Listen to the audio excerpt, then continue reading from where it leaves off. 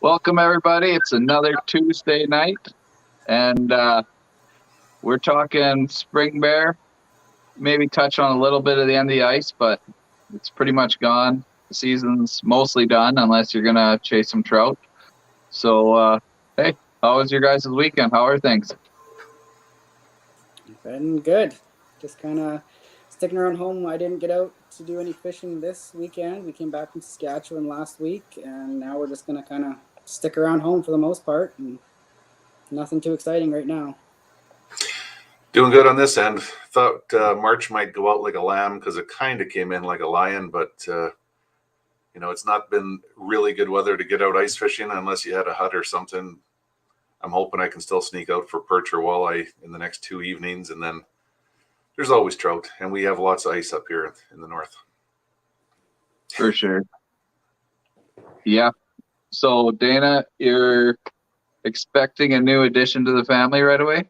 Yeah, we're about 3.5 weeks out, so could come at any time. So that's why we're not venturing too far. Everything's been good and on schedule, but we don't want to get caught in the middle of the bush somewhere. So we've been just taking it easy. Yeah, for sure. Like I said earlier, the helicopter baby. She might not be impressed with the helicopter baby. I don't know. No, probably wouldn't go over well. I think it'd be cool, but. Are you prepared to do it on your own if you are out somewhere or you get snowed in up north? Yeah, that would be a stretch. That would be a little much to ask, I think. You could do it. No, I'm sure I could. It'd be interesting. I don't want to, that's for sure. So, yeah, and ice pretty much. I know I'm gonna get out one more time. I think Friday now, and that's gonna be probably my last taggers and rainbows. So it's always a good time. That last bite of the year. The lake opens on April 1st, so it's always a zoo, but it's always good. Nice. But you guys have any trips planned for spring bear this year, or are you just gonna do your own kind of stuff? Right now, I don't have anything concrete, but I am hoping to do some travel again. I'm hoping to go back to BC. We did a British Columbia spot and stock bear hunt last year, and I am counting on going back to Saskatchewan, and I'm talking to a few different places, but I don't have anything actually locked down at this point. I'm hoping to solidify some plans in the next week or two. It's quickly sneaking up on us. We got so much snow in our yard, I keep forgetting that it's almost springtime because we're like the middle of winter here still. But when you look at the calendar, we're getting close. Like there's been years where we're setting out bear baits in 10 days from now, and we'll be lucky to get a bear bait out till the beginning of May at this rate. So I'm a month behind in my own seasonal schedule right now in my head. Yeah, I was surprised Mitch said he was going to get out one more trip ice fishing because I know how much he loves ice fishing. And up here, you can still use a snow machine to get out in most places, and there's 3 feet of ice, and there will be for a long time. So there'll be good trout fishing for a while. You must have less ice or less snow, or you're just working too many hours. Probably a bit of both, but our rivers open up on April 1st too. All right. And we got some bull trout, brown trout. Yep. So those are always fun to go after sitting on the ice all winter. So the rivers must all be open right now. Like they're not frozen over, right? Oh, they're frozen. Like they are. There's only a few that are open right now. So okay. I do have some spring plans here in Alberta to get out and do some bear hunting, like most years. I'm actually hunting with a crossbow, hopefully, and a bow, and doing a spot and stock hunt in British Columbia as well. Nice. So a little bit of everything. Yeah. Do you guys prefer hunting over bait or a spot and stock? In terms of what I would prefer, I like to switch things up. Like I enjoy both hunts because they have different aspects of it. But if I had to choose one in terms of just like a success rate, if I had to just try and go out and kill a good bear, it would definitely be over a well-established bait for sure. I've just had more luck with that, but that's also what I've spent most of my time doing. But I mean, there's definitely places where spot and stock can be very effective, and it's a totally different hunt, and I really enjoy it, and that's why I'm hoping to go back to British Columbia this year and do it again. But yeah, if I had to choose, it would probably be a big bear over a bait in Saskatchewan or northern Alberta. Yeah, to me, they're completely different animals. Like hunting over a bait, you got lots of time to look things over. Usually, you got cues there to judge the size. The more traffic you get, the more odds there are for a big bear to come in. But spot and stock is pretty hard to beat for getting the heart rate up and having some excitement involved. Not that I don't get excited on a baited hunt, but probably the ultimate is stalking into the wind. Yeah, to get close to a bear and shoot it with a bow. That's been some of the most exciting bear hunts I've been on. My big challenge with that is I can't tell a big bear from a little bear spot and stock. Like if I'm out in the middle of the wide open, it's a complete guessing game for me. I don't even pretend to know what I'm looking at. It's, when I'm on a bait and I can have a chance to really look at them and study them close, I'm pretty good. But in the wide open, it's a crapshoot for me. So I don't trust myself with that. But it's a whole new element to it, and that's what I like about it. I like to learn it and try to get better at it and something different. Yeah, the strange thing about bears is when there is a big one, you can normally tell, just by that body structure, that swayed belly and the attitude, the whole body moves. Yeah. They look like they own the place. So I've seen people make mistakes in both places on baited hunts and spot and stock. Not that it's a mistake. I mean, there's, hunting bears is fun, and you don't always shoot a big one, and sometimes you misjudge, and that happens to deer hunters and moose hunters as well. But I think the main thing is getting out and having fun. I mean, that's probably why I hunt bears as hard as I do in the spring, is until we had the snow goose season, what else are you going to do? Like, you've sat at home waiting. It's been a long winter. There's months before we can get out again. Just getting back in the bush and doing stuff is what it's all about.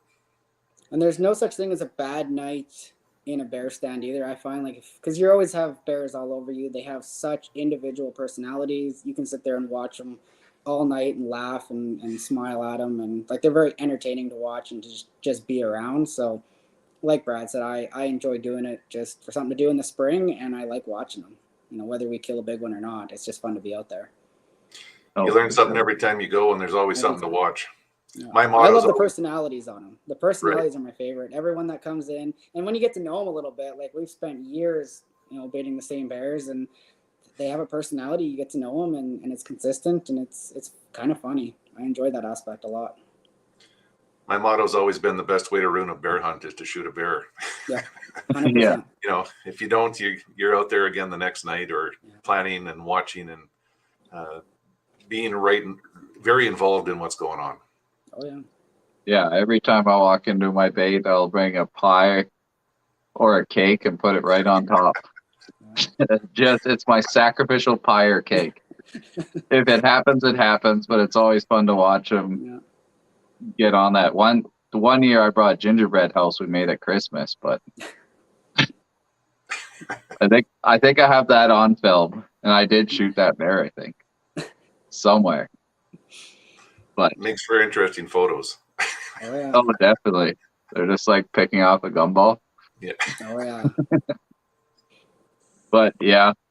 So when you're hunting over a bait, do you guys ever do ground blinds, or do you stick in the tree? We do most of our stuff from the tree, but I've actually started to slowly do more of the ground blind stuff. I enjoy it more ground level personally. Yeah. But I find it's harder to get a shot at a big bear from the ground, especially in a more pressured area, mostly because you can't see them coming from a long ways, and by the time they're there, they're 15, 20 yards away, and then try and grab your bow and to get a shot. We've had a tougher time actually getting a shot at a bear from a ground blind. But it depends where we're at. Like last year in Saskatchewan, when I shot my Boone and Crockett bear, we were just a little spruce blind sitting under a tree. Like it wasn't even really a blind. So up there, it didn't bother him one bit. But around home, we've had better luck in a tree stand for sure. And most of that is due to the fact that we can see them coming in from 50, 60, 80 yards and get ready for them before they're right there. Yeah. I've hunted with a few people that prefer that you're on the ground for a couple of reasons. if you're an archer, it takes the angle out of the equation. And if you get a broadside shot on a bear, you usually get an entrance and an exit. And good tracking spoor is like always the ultimate when it comes to bears. You don't want to be hiding on the ground and looking for every drop. You want it to run through there with a paintbrush and left a real good trail for you.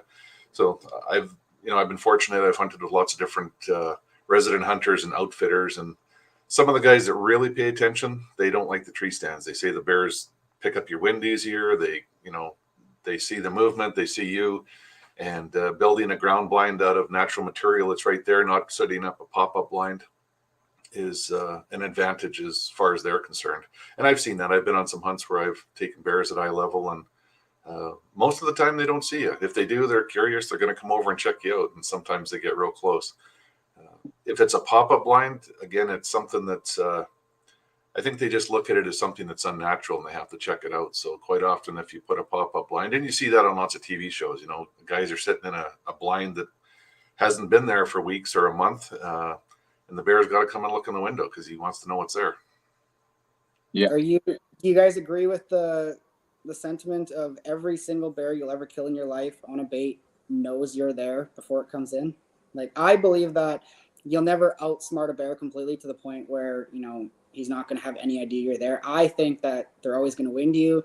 They always know you're there, and they kind of make up their mind to accept that risk and come in, or they feel like they're the dominant animal in the area. They're not afraid. But I feel like the odds are low that a bear comes in completely unaware to your presence, is my opinion. Is that fair, or would you disagree? I'd say that's most of the time, but I've definitely had setups where the wind blows out into a lake or something and you're well hidden, and the bear comes in and doesn't know you're there that time. You can just tell by their body language and the way they come in. But if they can use their advantage, their nose, their eyesight, or sit back and watch for a while, they're going to do that for sure. But I think occasionally you can have one come in that thinks you're not there, if that makes sense. It's so, it's a calculated risk every time they come in, but if you've got in there early or quiet, or they were further away when you did get in, there are chances to fool them. But you're right, Dana. Most of the time, a big mature black bear, he's going to double check everything, check it twice. And, it gets into a lot of debate about hunting them. Is if you sit night after night, eventually they're going to come in because they're going to feel confident. You've been there for 3 or 4 nights in a row, nothing's happened, even though they didn't come in, and they let their guard down. I'm not sure how you feel about it, but sometimes it's middle of the rut and you have the right sow there that brings them out. Otherwise, they've always been in the background. You hear them but never see them, or you see them 100 yards back in the trees. Yeah, you hear a tree go over when they're pushing on it. But I've seen them come in and they stand up on their back feet, way back 100, 125 meters from the bait, and they're looking and they're watching for any movement. Do you guys ever notice, like, you'll hear a big crack out there? I think that a big bear will come in to where he can kind of hear the bait, and he'll either push over a tree or snap a branch just to try to listen to see if anything scatters off of the bait, or to get a sense of what's there, if anything reacts to the noise. It's something that I've thought. I can't prove it, but that's something that I've always kind of thought was right. I think so too. Like, I've heard a lot of trees get pushed over behind you, and you're like, oh, you got like a thick setup, so you only got so much range, and you're trying to hide yourself, and it sounds like they'll push the bush just to see what's on the barrels, kind of, if something scatters or whatnot. Because they don't accidentally make noise. Like, the bears, they can walk through the bush and not make sound. So if they're making a stick snap, it's intentional as far as I'm concerned. It's not an accident. Yeah, I think it's a sign of dominance too. They're just letting everyone know that they're there and they're not afraid of anything. Yeah, for sure. Tony was asking, does every province have a different way to apply or to hunt bears? Like, I'm not much of an inter-province hunter, but I know you can't bait in BC. No, you can't bait in BC, but you can run them with hounds, what we can't do here. So there are different rules in different places. A lot of Alberta has a split season. In the south, it doesn't run as late. In the north, it runs later. Saskatchewan is one of the few provinces and Yukon where you can hunt right through the rut through the end of June. Like I said, BC, you can run them with hounds. So there are different rules, and you have to pay attention. For years, Ontario got rid of their spring season, only had a fall season. So yeah, lots of opportunity in Canada, especially Western Canada. If somebody wants to hunt bears seriously, you can spend, 2 to 3 months at it if you're really keen. for sure. Another question from Brandon. I've never personally ever hunted bears, as I only hunt to eat. And I've heard people say it's not good to eat, pretty much is what he's saying. But Well, Dana was in helping me do some cooking segments about 2 weeks ago, and I did some braised bear, and you tried it, and I think it's good. And our settlers, when they came to the Peace Country and lots of different regions in Western Canada, bears were a staple food. They had lots of fat, and they rendered them down for lard, and that was their winter oil supply. It's not like they could go buy canola oil or olive oil. It didn't exist. So bears have always been an integral part of the settlement of the West and the development of agriculture and people living in the bush and trappers. Not only did they use the hides and the fur, but they used the fat, and the meat is very good, especially, fall bears that are in an oat field for a month are like finished beef.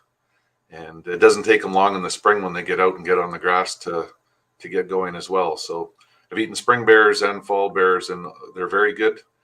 Some jurisdictions you have to keep the meat. In BC and the Yukon, there's 2 examples. So lots of different ways to cook it. There are concerns with trichinosis, so there's different ways to cook it. You have to make sure it's well done, but lots of ways to do it upright. oh, I think it's phenomenal. I just marinate it, cut it into little cubes, then throw it on the fire on a grill or in a cast iron pan with some butter, and people are just amazed how good it is. They're like, "Oh, that's bear," and it's like, yeah, it's delicious. Yeah, we cure and smoke hams and make corned bear and all kinds of different things. It makes great sausage. Yeah, there's nothing wrong with bear. Dana? No, if it's done right, I would say that most people would never be able to tell what it was. Like for what Brad was saying, the braised bear that we made last week or the week before, there's no way anybody could have told you that it was bear. It was just like any other venison or beef or pork. Like it was great. There was no complaints with it, and I think it's fantastic. For sure. It's probably one of the things that I like to promote most about bears is that it is a good food source. I always say that black bears are like the Rodney Dangerfield of big game when it comes to table fare. You don't have to keep the meat in Alberta. You just need to take the hides. But, I can still remember going into the Peace Country one year. I was up there hunting elk, and there was a big black bear in an oat field, and I went and asked for permission. And the landowner said, "No, sorry, we've been watching him for 2 weeks. We're going to give him another 10 days, and that's what we're filling our freezer with is that black bear meat. He's going to be fattened up and finished, and we render down the fat and make our pastries and stuff out of it in the winter." And he says, "I even waterproof my boots with it." So, yeah, it's all it's all in your mind. It's like whoever thought of eating the first pig. Yeah, they probably didn't see bacon. Right. So let's get it. Like, if you're gonna start, I just got a question from Broden. He's kind of thinking about getting into hunting bears. Let's start with baiting, I guess, because, well, it's not the easiest, but I feel it's the most ethical way for a newbie just to take a quality shot most of the time. What kind of land are you guys looking for when you're scouting an area, like on Google Maps or iHunter or something? A lot of it for me comes down to like muskegs and ridges and beaver ponds. I like the really big old growth spruce if I can, or the jack pine, something where there's kind of a really nice canopy, but it's fairly open on the ground and there's trails through the spruce trees and stuff, and the moss on the ground is what I've had the best luck in. A lot of that, and I guess I say that in terms of like trying to kill a big bear, you're just trying to kill any bear or as many bears as you can, no, you'd still, yeah, the location definitely matters. I would definitely stick around the spruce trees, and they need water for sure, especially when they first come out of the dens. They always go to water. Um, yeah, anything with moss on the ground. Old growth is what I like best. I think the waterways are key as well. The bears really key in on those as travel corridors. And if you think about our ungulates in the winter, where do they spend a lot of their time? On the edge of the wetlands where the willows are, in the river valleys, better browse, especially on the south facing slopes. So it's a natural place for them to look for critters that have died in the winter or carrion and other things to eat like that. They also hunt beavers hard in the spring. You know, it's one of their favorite foods other than a birthday cake left for them at a bait site. It's probably their favorite. So I always like to set up with water close by. Yeah, for sure. When I do my Google mapping, ridges, those water, those potholes, make sure that as long as there's a beaver around, there's going to be a bear around, I always think. And the ridges just get that scent flowing off your stink buckets. So if you're kind of close to that ridge or kind of up on it, you're just going to get that wind draft that'll draft that further than sitting in a lower area. What do you guys think in terms of the importance of actually being on a natural bear travelway? Like, I know that they have amazing noses, and you think that you could put a bait anywhere in the bush and, there's going to be just as many bears that come to it. But in my experience, having the bait 200 yards over, or moving an established bait 200-300 yards away from some of the game trails into a better hunting location in terms of tree stands, has sometimes killed a bait. And I've been amazed at what I kind of feel like is the difference between natural travel ways versus relying too much on scent blowing around. I think that you have to be where the bears want to be anyways, and your bait will be a lot more successful from what I found. I think that's true if you're starting up a new bait. Sometimes it'll take 2, 3, 4, even 5, 6 years to get established. Like, stick with it. But if you set it up on a bear highway, it's going to be busy right away. Yes. Dana, you've hunted in northern Saskatchewan. You get on those waterways, on the lakes, on the shores. You don't have to walk far up into the forest to see those trails. They're paralleling the edge of that waterway, and you can see the trails are pounded down flat. It's not like a moose trail where there's pock marks where their hooves reach. Bears flatten it right out like a pancake, and everything is flat. So it's easy to find those trails. Not always easy to find an actual track because they walk so softly, but they really flatten that ground out, making it easy to identify. Yeah, and you can always follow the oats. True. The oat piles after. Oh, yes. But yeah, there's so many. Yeah, as long as you stick to those beaver ponds and everything, and try to get away from the roads as much as possible. If you're going in, try to quad in. Always find, like, they're gonna follow a ridge. I think it's like most animals kind of always do. The high ground's always kind of a little better, but that's just my perspective. I think getting away from the roads is really important. For one, if you draw them close to the roads, they're going to become visible at some point, and other hunters will be more successful because of your work. And some bears are just well educated. Any disturbance at all, they just start moving away from it. So the less disturbance, the better when it comes to big bears. Yeah. And you guys went on trip last year. You're up at Mark's Place at Hero Lake. How was that for you? Makes it hard to hunt anywhere else. True story. You may as well tell them what you shot, Dana. Yeah, like we kill some really big bears around home here, like in terms of body size. And Brad has been bugging me for years, saying that you got to go up north to certain pockets that genetics play a legitimate role in skull size. And I don't know. I guess I had heard it so much. I never believed it because I never experienced it. And then, this last spring we went up to Ethereal Lake with Mark Belchamber there. And in terms of body size, they weren't giant bears, but the skulls on them, they don't even look the same as ours when you skin them out. Like, they're a completely different animal. And Yeah, like Darcy killed a really good bear on the second day. And, a bear that truthfully, like around home, if we had a trail camera picture of him at home, we probably wouldn't have hunted him. Like he wasn't that big of a body, but he was still like 18.5-inch skull, like well into Pope and Young. And then on the fourth day, I think we climbed into a blind on a bait, and out of nowhere, a bear that hadn't been back in like 2 weeks came in with a sow, and I shot him, and he was a legitimate over 21-inch Boone and Crockett bear. And it was intimidating because like I've seen some big bears, bigger bodied bears on the ground, but the size of his skull just makes him look that much more mean. And like when he stepped in, it looked like I was looking at a 500-pound bear. I was like, holy crap, that thing's huge. But then when we walked up to it, I'm like, his body's not any bigger than what we kill back home, but just an abnormally large skull. And it's a special place. That genetic pocket 100% plays a role in it for sure.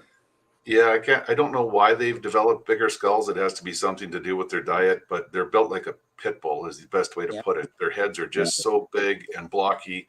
And even the teeth in that bear you shot, Dana, they were worn. He was an old bear. And that's the other thing. They do get to grow old up there.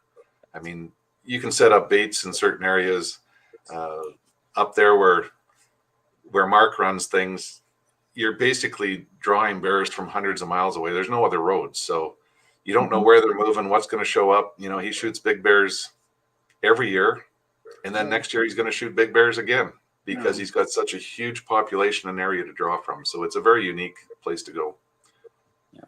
Yeah, no, phenomenal place. Like even when we went up fishing, we saw a bear every day. I think we even had one come visit us at the lodge there. Yeah. One came in for a snack while we're gone. Yeah, came in through the screen door and turned the barbecue upside down. I think he grabbed a couple of cushions, but no, that like places like that are just crazy. Like you get there and you just sit and just take in the moment. It's you just look around and it's a thing that you just take in. It's hard to explain sometimes to other people, but it just fills your soul kind of. Yeah, it's a unique spot. Yeah. It's interesting because, Dana, how many hours have you got into bear hunting in Alberta and other places of Saskatchewan trying to shoot a big bear? Like last year would have been our 11th year of bear hunting. And that's, a lot of days. We've spent some years like 30 days in a tree stand. We're fortunate where when we have a big bear and a bait at home here, we hunt it every night for as long as it takes. And there's been times where we've sat, 30 nights straight to kill a bear, get a shot at a bear. And, those are giant bears for us, but then you put a tape measure on them and, you're lucky to break 19 inches. We just don't have the genetics up here, but we've killed really close to 8-foot long bears. And the biggest one we've ever killed was 20 and 10/16. Like it's just a completely different genetic pocket. And I never believed it. I always just thought that was people telling me that, and I didn't actually believe it to be true, but I do believe it now. There's no disputing it. And I know there's great genetic pockets in Alberta too, from what I've been told. We're clearly not in one of them, but Mark's got a special place up there. It's something else. It makes it hard to hunt anywhere else. Yeah, when you consider that, Darcy took the first 2 days of hunting, and I forget what the third day was, but you weren't in the stand very long on the fourth day. You didn't have many hours in before that bear showed up.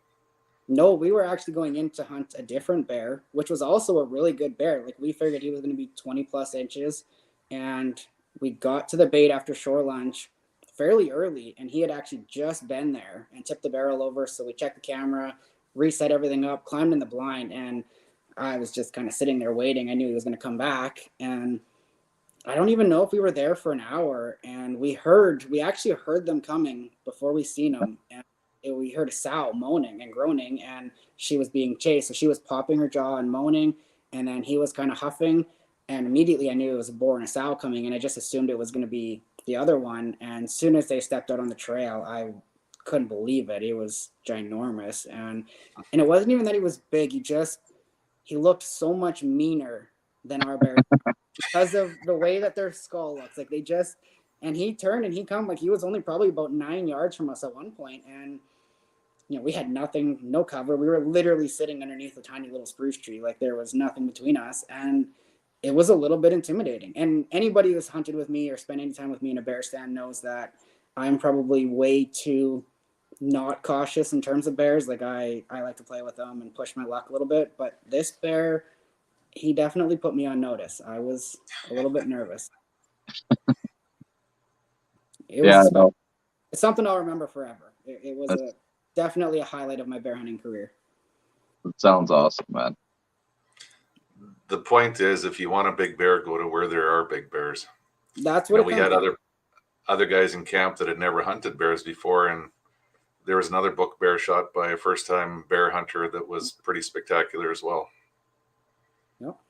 It was actually off of the same bait I killed mine. Right. That was the only reason I was hunting there, is because he had shot that one, and then there was another good one, and so I went in there, and this other bigger one came in, and yeah, like 2 world-class bears off the same bait in 2 days, 3 days. You don't have that very often. No, that's insane. Could you imagine one with a skull that big and blonde or brown? I don't even want to think about it. Not that, does color really make a big difference? I've had a few guys say, I'm never shooting another bear unless it's a color. And then the right black bear shows up, and yeah, I've never been like, I will never lower my standards on what is a shooter bear because it's colored. To me, like a shooter bear is a shooter bear. And if you look up on the roof right there, it's reserved for a big color bear one day. it's there. So it'll be a big one, big colored bear, but I'm not going to shoot a smaller one just to put them up there. It's going to be the right bear. Yeah, for sure. Yeah, no, that's kind of what I say to myself all the time too. It's got to be a good bear now. I love just getting out, sitting in the stand, watching, checking cameras.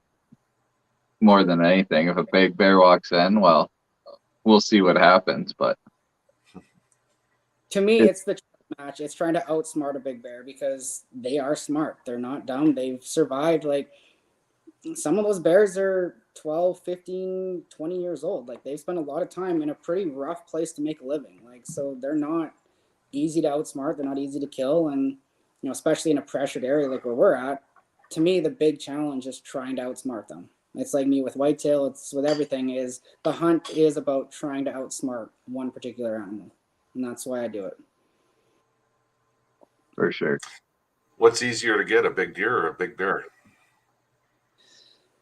The thing with a big bear is if you can get them on your bait and you're willing to spend the time, you will get them. There is only, and I don't say it to like brag or to pump our own tires, but there has only been, since we've started hunting around here, one big bear that has ever come in, and we got pictures of them and have not actually been able to kill. Like I said, sometimes it's taken us 30, 40 days in a season to do it.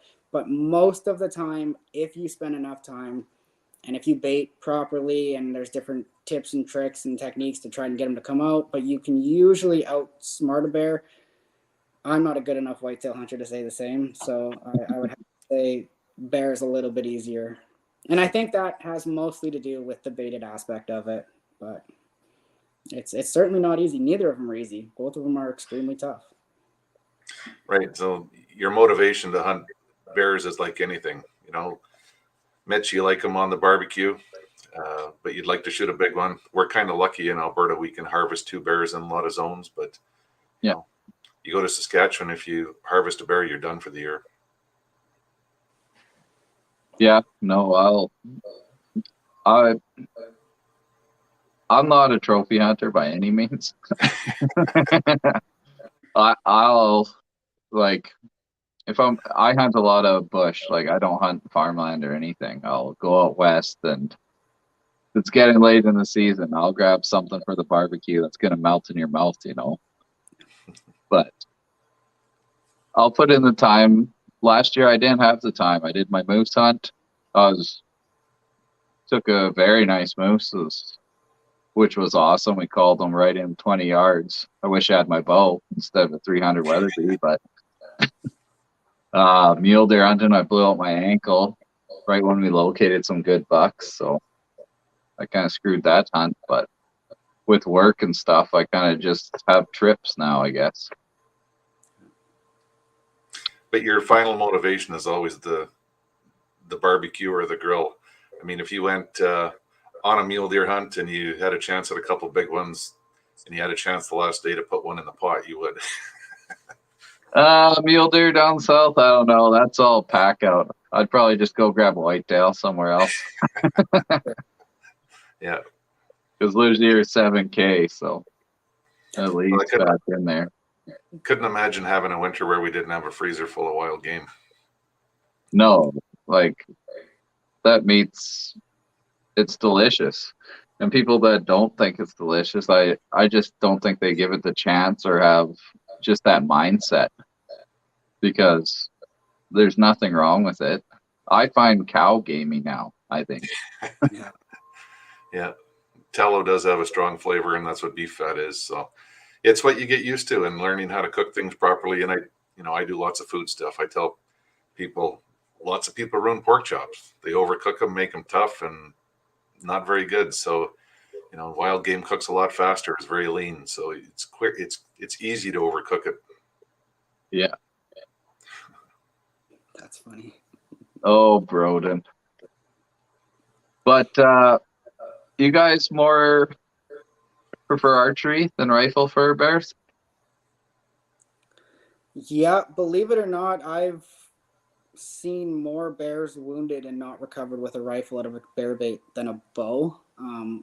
It's difficult. Like, everybody thinks it's easy to make a shot on a bear at 15, 20 yards. It's not at all. It's the furthest thing from easy. To me, I definitely prefer archery. I guess, again, that's more for the challenging aspect of it.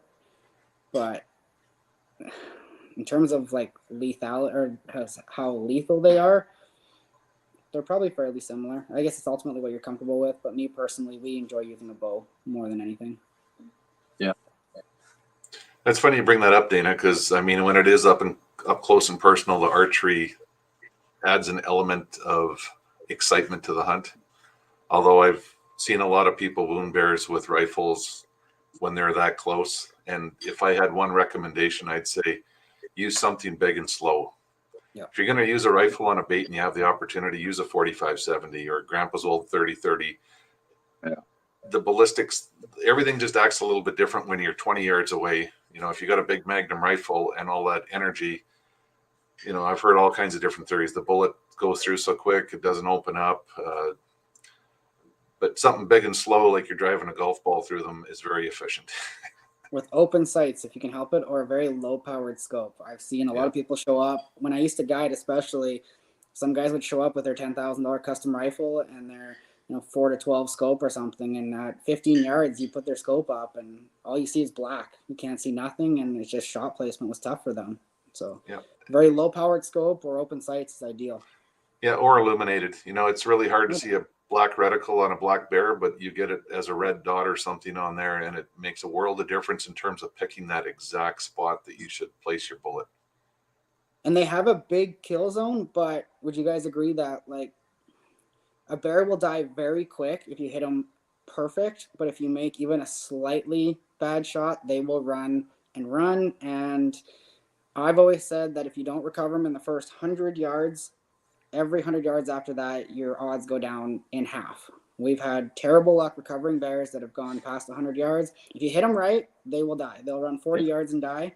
But if you're a little low or a little high or a little bit off, it's a bit of a toss-up at that point. It's unfortunate because they don't bleed. They clot up, the hair and the fat plugs the hole. They don't bleed, and they're just so tough to track.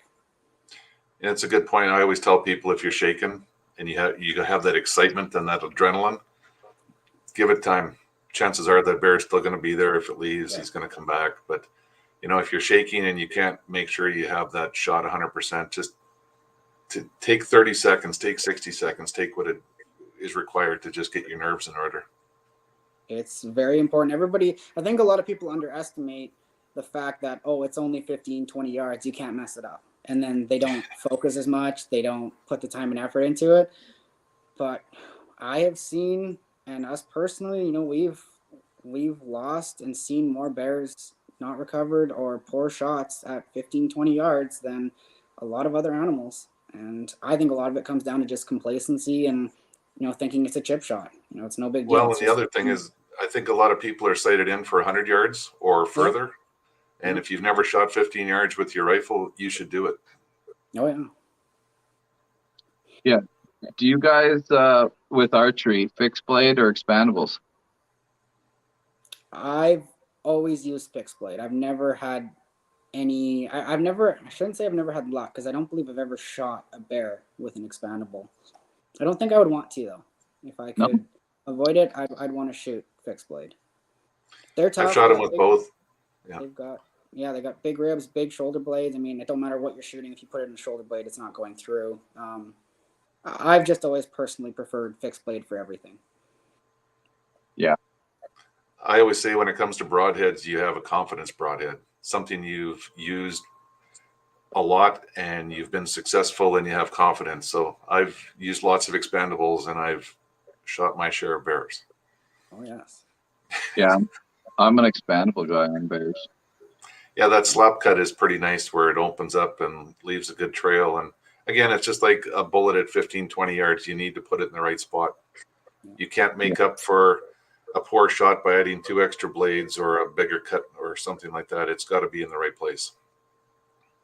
I do believe that, like a 2-inch cut or something, if you have the kinetic energy to punch through, would definitely increase your odds of, producing a decent blood trail. The bigger hole you can put in them, the better.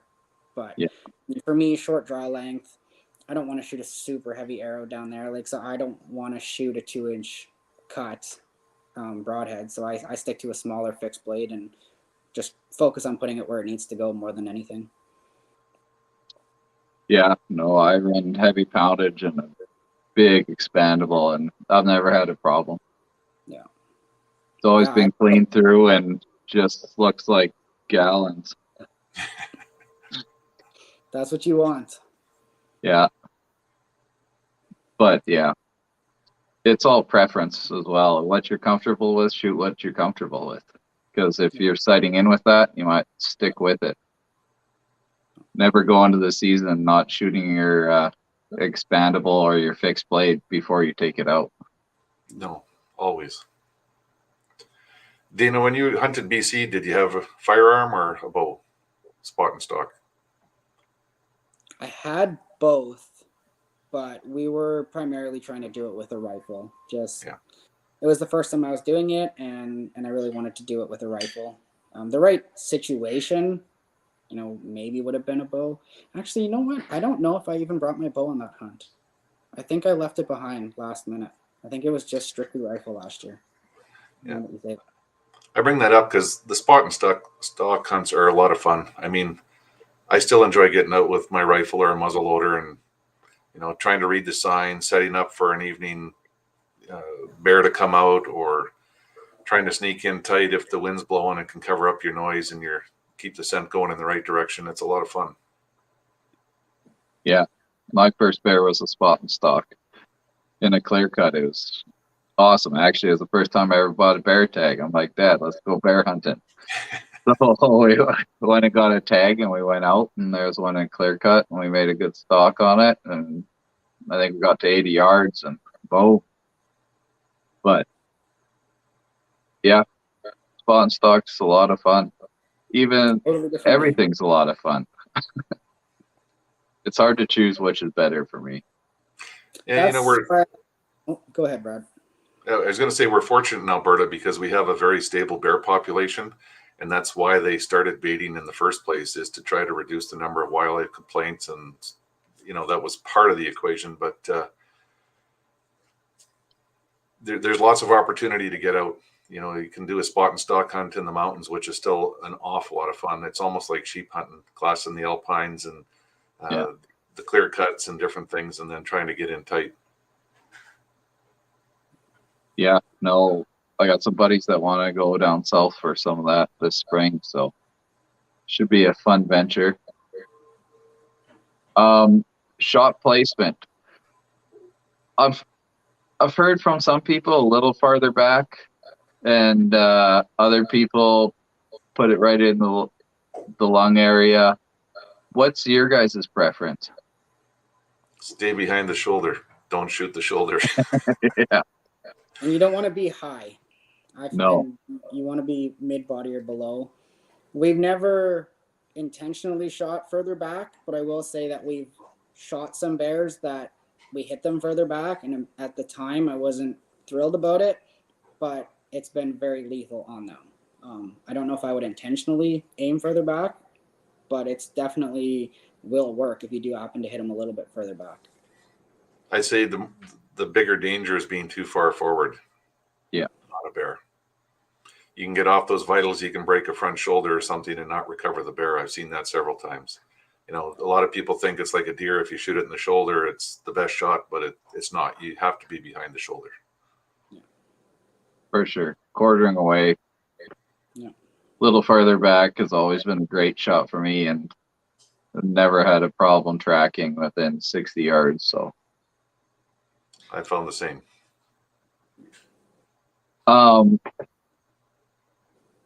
How do you guys like to prepare your meat when you like? There's so many different cuts on there. There's so many different ways to prepare bear. What do you guys like to do? Brad is the cooking specialist. Yeah. I'm a very simple eater. Anybody that knows me knows that I'm very picky and simple. I'm not extravagant, and so for the most part, it's just basic recipe. But the more time I spend with Brad and filming him do some of the cooking segments that we've been doing together, I've been learning a lot, and I'm actually excited to try some of the techniques that he showed me, and it's gonna change my game a little bit in terms of preparing it for sure. I still like doing bear hams and corned ham, but take a backstrap and prepare it properly and cook it to the exact temperature on the grill is pretty hard to beat. A bear backstrap is as tender as a deer. You know, you can't go wrong, even on the big bears. I have never had one that I'd say was no good or was too tough, or lots of different ways to cook it. And if people are worried about it, best invention ever is the Instant Pot. Stick it in there, hit stew meat, and it'll be well done in 40 minutes and fall apart no matter what you do with it. You can turn it into Korean barbecue or stew, or braise it with tomatoes and red wine, whatever you want, whatever your palate prefers for flavors. For sure. What if you're doing a steak? Will you marinate it, or will you just do a seasoning on it on the barbecue? Or I've done both. I've just done a dry rub where you put your favorite spices on it and put it on there. I've got a couple marinades I use for any wild game. Just simple stuff with olive oil, so a little bit of lemon juice, garlic, Worcestershire, seasoned pepper. Nothing extravagant, but not a lot of salt. I find use salt and it draws a lot of the moisture out of the meat when you're cooking. So go for flavors and use more spices than salts. for sure. If you're gonna go out, are you guys preferring morning or evening hunting bears? I like evening. Most of the time, I've had the best luck in the evening, personally. I've shot more bears in the evening because I've hunted longer in the evening, but I've seen a lot of bears in the mornings, especially if you get up early. The biggest problem, mentioned, this, trying to hunt morning and evening in the spring is tough. It'll wear you out within a couple days because you're up at 4:30 to be out there at first light in the morning. And if you hunt right till the end of legal light, by the time you get back to camp, it's usually 11. If you're lucky if you've eaten and gone to bed by midnight, 1 o'clock. So it can wear you out quick, and you're almost forced to pick one or the other to be effective. So, people that are limited in time and you have a day to hunt, I wouldn't hesitate to put in as many hours in the morning as I do in the evening. But if you're hunting a week straight, your body's going to force you to pick one or the other. It's where you can also rely on trail cameras, especially on baits. You can start to pattern a bear. We have had bears that preferred morning, and so then we've gone in and tried hunting them, but you can use the intel off of a trail camera to kind of tell you when that bear is visiting the bait and when you should be in there chasing them. Yeah, and you could also play the weather. If you got a bad forecast, it's going to rain in the evening. Spend all your time in the morning, then let it rain all night. It doesn't matter. But I mean, I shot my first bear in the rain. I was up on a spot and stock hunt by Whitecourt, and it was raining, and we didn't think we were going to see anything. And come around the corner on a pipeline, and there was a bear out eating dandelions. He didn't care. In the spring. I actually find they don't mind rain. Wind is what really hunkers them down in my experience. Like a light rain, we've had actually good luck in a light mist or a light soaker rain, but it's the really windy days or the stormy days that we stay home. I don't think anything likes the wind, including me. Well, especially and I mean, it makes sense for a bear on a bait. They rely so much on their senses because they know that there's other bears around. It's a dangerous place for them to be, right? Especially the smaller bears. They want to hear another bear coming in. They want to smell another bear coming in. A bigger bear wants to be able to circle around and smell what's on the bait. And in the wind, in the bush, in the big trees, it's so swirly and they can't hear nothing. I feel like they don't like to go out in it unless they absolutely have to. For sure. Yeah, there's too much noise. Wild animals don't like that at all, I don't think, for any animal. It's just too much going on, too much commotion. Yeah. Too much unknown. Pardon? Too much unknown. Yeah. You might as well hunker it down and hang out till it gets nice. Takes too many of their senses out of the equation for them. They can't. Their defense mechanisms really suffer in it. So. Yeah. Do you guys like to hunt later in the spring season or earlier? Because I've had lately, last year, I had all my big boars come through right at the beginning of the season, and they were gone at the end. My theory is you have two good windows to kill a big bear. There's the first 5 days that he comes out of the den, and if he shows up on your bait, you have 2, 3, 4 days to get on him with a very high success rate to try and get on that bear, because when they find it, they're hungry. They're going to show up. If you've got a good bait, he's going to sit there and he's going to gorge himself for a number of days. And then I find once they start roaming, there's 30 days in there of just slow, monotonous. You're putting in your time because you have to, but there's no real high odds of them showing up. And then, once the rut kicks in, end of May, beginning of June, you can definitely have some good success. Yeah, I think that those big bears do a lot of wandering. They get on a food source early. They like the feed, but it's not like they're going to sit on that food source for the next 30 days. They've got other things on their mind. And they cover a lot of ground. Most people don't realize how far they'll go. They'll cover miles and miles and miles. Big range. Well, you've had baits that are probably 5-6 miles apart, and I'm sure you've got the same bears on those two baits. And how they can find both of them with their nose is probably because the females are all there. That's really what they're hunting and paying attention to. But I've seen bears travel some incredible distances, even in one evening. We trail cam pics of the same bear miles apart.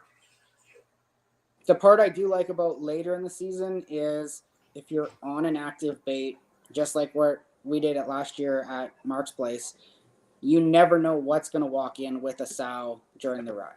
You could be in there hunting one particular bear like what we were doing, and a giant bear walks in. And that's happened a number of times for us. We've been hunting one bear for 30 days straight at home, and then we'll go in there to hunt that bear, check the camera, and there'll be another giant boar with a sow that we've never seen before, and he'll walk in and shoot him. I'd always prefer to hunt the rut, whether it's whitetails or bears, because you can have a property to hunt for whitetails and the deer intimately, and that there's nothing there that's big, but one can show up in the rut any day. And with bears, I think that's even more so. You were on a bait site last year up at Ethereal Lake and shot a huge bear where somebody else shot a monster buck bear just 2 days earlier. So, you wouldn't expect to have one big bear there, and you shot two, and you were actually sitting there hoping for a different bear that we'd picked up on camera. So, and there was a hot sow there. So why there was lots of action. So I think that's always the best playing card if you can get it. And a lot of people that like the bait bearers actually manage their sows. You know, don't shoot the sows, leave them there. They're the best drawing card and the best bait you're ever going to get.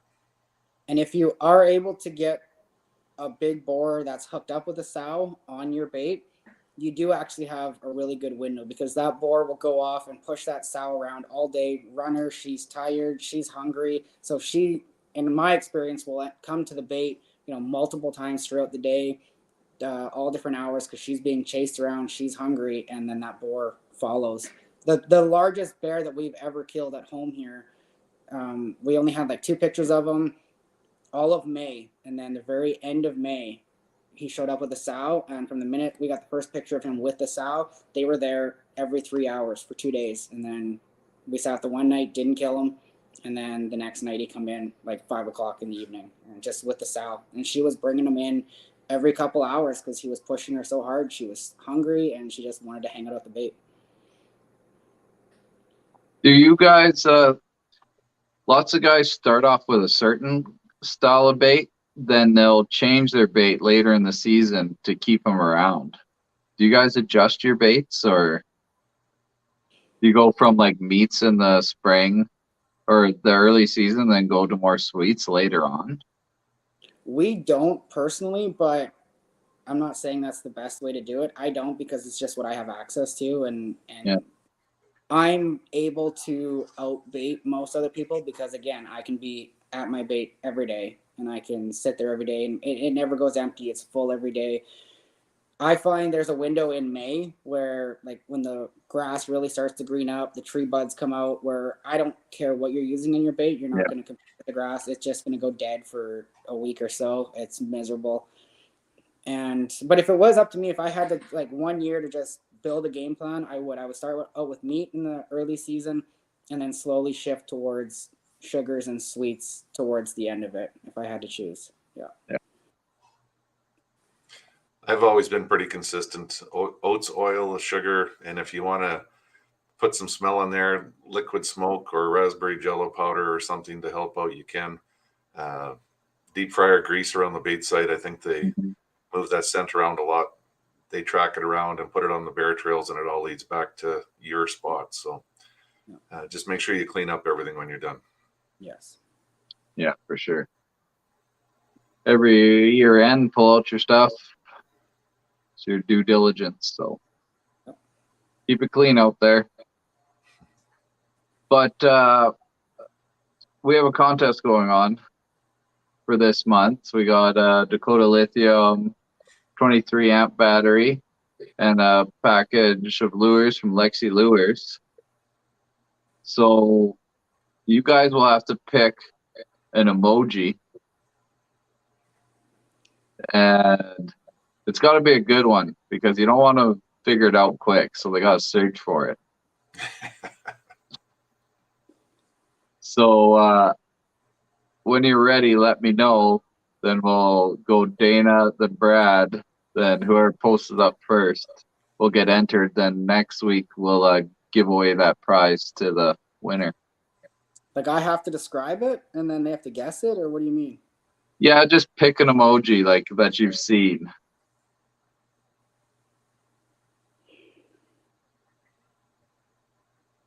You could do it, Dana. What do you have to do? An emoji. Okay. Oh. But I don't know how to describe it. Like, what do I can only give away so much information, or what do I have to say? Don't just say what the emoji is. It's like the freezing cold popsicle face looking one with the icicles. It's freezing cold. Yeah. That's what it looks like in November when we're sitting in a tree stand. Okay, Brad, you got one? Yeah, you find them at the bait site, but there's lots of oats in them. All right. We'll see who pops up first. You guys got any plans for the weekend? I'm going to go to the Safari Club International dinner, the Northern Alberta chapter. They have Oh, nice. their first dinner in 2 years, and it's at the Italian Center. It's usually a big event. Mark's got it. No. Mark came up first on that one. Which Some one did you Dakota get? Lithium. Yeah. Did he guess mine or Brad? You got both ears. Oh. He's on So the yeah, ball. I'll contact them, and then we'll have another contest on the next episode. And the winner will take home that Dakota lithium battery from our friends at Backwoods Lithium Suppliers, and a tackle package from Lexi Lewis. So Perfect. it's a sweet package That's a fantastic package. for all your Excellent. power needs. Yeah. So what's your guys' plan this year? Baits? Well, you guys are going to BC. I'm Okay. doing both. I'm going to do some baited hunts here in Alberta and a spot and stock hunt in BC. And you're bringing the crossbow or bow? I'm going to take both. I'm actually hoping to shoot one with a crossbow and one with a vertical bow, Nice. depending Yeah, on their I'm cooperation. probably going to end up, well, I'm going to try to go back to BC again, and I'd likely take my rifle for that one. And then we'll obviously be around home here. We'll try and do some bears around home, and then really hoping to end up in Saskatchewan again with my bow for that one. Yeah, that'd be sweet. Yeah. What are your guys' thoughts on the grizzly bear hunt? Are we gonna get it soon, or? Going to need the right political person to reopen it because it's an emotional issue, not a biological one. Yeah. So you're dealing with people and heartstrings, not using their heads. So I Yeah. feel like we won't get ours back until Montana gets theirs back, is kind of my thoughts behind it. Or until Montana raises their protections on them. Just because, I don't know. That Yeah. was always. Wyoming's more likely to get it open first. They're the ones that had it reopened a few years ago, and it was a judge in Missoula, Montana, that actually reclosed it. So it again, it's all emotion. I'm sure you guys saw the posts on social media about that person that was out shed hunting in Wyoming that got Yeah. eaten by a grizzly bear, and their population has really expanded. And I mean, anyone that spends any time in the great outdoors in Alberta has probably run into grizzly bears. And if you haven't, and you spend time out there, you're going to see them. So be prepared. Carry some pepper spray. Do whatever you can to give yourself some odds, is the best way to put it. Yeah, especially now with all the people going outdoors now, camping. They kind of just over the COVID era that there's so many new, I guess, virgin campers and outdoors people that they can get into a situation that is totally out of their hands, like, or not out of their hands, but they don't know how to deal with that situation. And it can happen fast. Oh, definitely fast. And the population's just exploded everywhere out west. Depends who you ask. Yeah, definitely. Some people say there's none. Yeah, they all come from BC. That's why. Yeah. But yeah, hopefully something addresses there soon, because even the COs that I talk to in my areas want this to happen. Like, they're avid hunters too. And the numbers of grizzlies that they're seeing is like the population is out of control, but no one's going to listen to them because of tender hearts, I guess. The problem Well, is, the best way to oh, sorry. The reason, Go ahead, or the Tim. problem is, if they did open it up, what are they going to hand out? 3, 5 tags on a lottery throughout the whole province or something? Like, they're not going to open it up to a meaningful number. So in terms of actual like population impact, I don't see any real impact in the population anytime in the next 5-10 years. I don't think they're going to ever open it up enough to give that many tags to actually bring them back down, is my opinion. No, but the best way to keep critters wild is to hunt them. Yes. You know, you hunt an elk anywhere in Alberta, and they're pretty cagey. Yeah. Go to Jasper and Banff, and Yep. you know, during the rut, they'll chase you off the golf course. Yep. So a lot of thought behind the grizzly bears is you don't need a whole lot of people with tags in order to make them wild again. They key in pretty quick. They're pretty smart. Most wildlife species are. And the best way to keep them wild is to have some hunting pressure. It doesn't have to be a lot. Yeah, for sure. Like, I believe in Yaha last year, they collared 27 grizzlies just in that bull. And one of them, they couldn't even put the collar on. And I heard this year the calf population is just down ridiculous, like extremely low just to the grizzly population, what they're taking. And yeah, it's learned behavior, and they become specialists at it, and then they train their cubs, and they're pretty effective hunters. oh, definitely. But hopefully we see some movement on there. I know it's not going to ever move fast, and no one wants to commit political suicide, I guess, what you say these days. But hey, thanks for being on, guys. Dana, where can everybody find you? Pretty much just our main social medias. I don't do a lot personal under my own personal stuff, but our Fatal Impact Instagram and Facebook are fairly active. And if you want to keep up with anything that we're doing, that's where I would definitely direct people to. Brad? Mine's really hard. It's Brad Fenson. I find that's the easiest way to find me, is just put it under my name. Yeah, everybody knows where to find me. So we'll see you next Tuesday, or we'll see you out in the great outdoors somewhere. Thanks, for having Mitch. us on, Mitch. Have a good one, guys. Stay on after. We can have a quick chat. Perfect. Cheers, everybody.